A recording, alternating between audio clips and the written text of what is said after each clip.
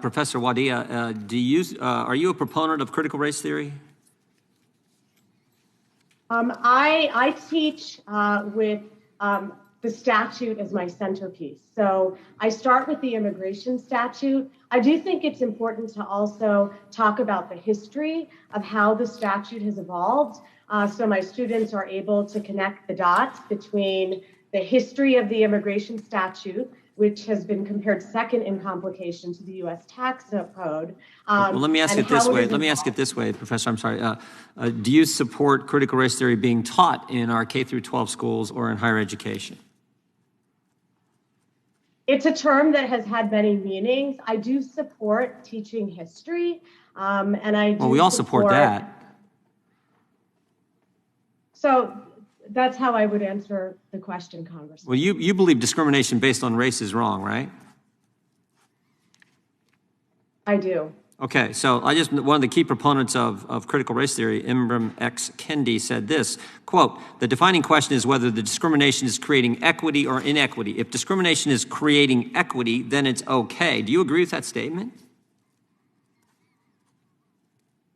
I believe that if we have, and I will speak as an immigration expert, if we have immigration policies that explicitly target people based on their country of birth or their religion, I think that's a problematic policy. No, but that's not what I asked you. I asked this, is if equity is achieved through discrimination, is that discrimination okay? Because the key proponent of critical race theory says it is. I just want to know if you think it is. If equity is achieved through discrimination, is that discrimination okay? I can frame the question of equity only in a different way, because I answer these questions through the lens of immigration. And so if you want me to answer about where I stand on immigration, I would say that if we have immigration policies. Well, let me do this then. Mr. Westhill, do you think Asian Americans who've been denied entrance into certain institutions, do you think they are okay with equity being achieved, so-called equity being achieved at some of these schools of higher learning through discrimination? Do you think they're okay with that? Thank you, Congressman Jordan. No, I don't. No, because it's real to them, isn't it? Yes, it is. And I will add that I don't know when racial or ethnic discrimination in any form became controversial, but my testimony here, I think, should clearly not be controversial, but it is. I know. For the life of me, I don't know why it is either. Let me just quickly go to Ms. Nomani. Thank you for being here. So I noticed your shirt.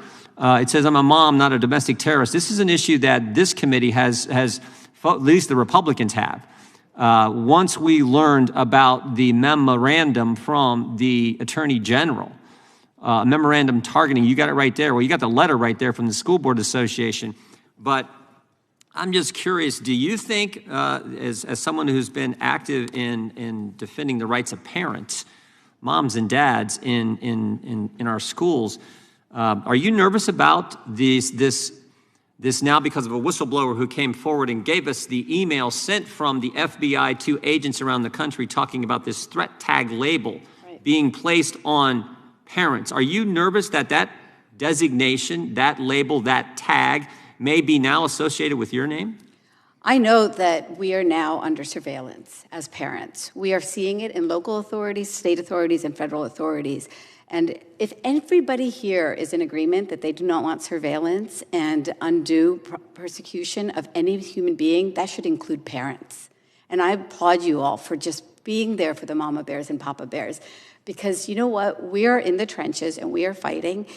And it was a mom in Fairfax County, Virginia, who revealed to us that Attorney General Merrick Garland's son-in-law is benefiting from the big tech company contracts with school boards. And so what I want to encourage every parent to do is just be a Nancy Drew, Hardy Boy, whichever way it is, in your school district. filed those Freedom of Information Act requests, and that's how we got the emails that traced exactly this school board letter to the White House. Madam Chair, I would just reiterate the numerous times that Republicans have asked to have the Attorney General back. Remember, his testimony that day said in no way were they treating parents as domestic terrorists, when in fact the day before he made that statement, that email went out to FBI agents around the country that said, put this designation on moms and dads. So once again, we need the Attorney General back here to answer some critical questions. And frankly, what we really need is for him to rescind the memorandum and stop this process he has put in place that is targeting moms and dads.